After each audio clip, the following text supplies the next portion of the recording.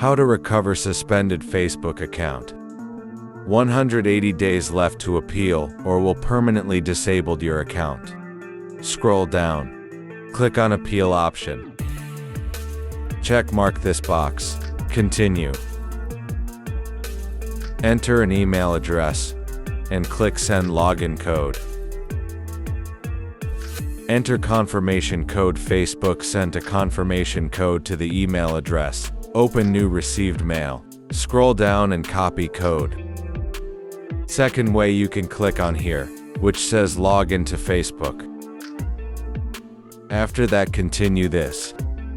Take a video selfie. Start selfie. Confirm your identity with a video selfie. To make sure that you're a real person, we need you to record a video selfie. We'll ask you to move your head during the recording to help us capture your face at different angles.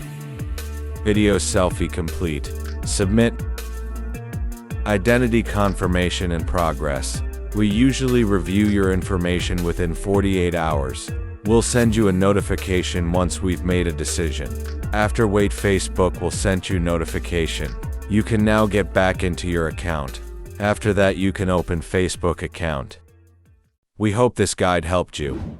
Don't forget like, share, and subscribe for more helpful tech content.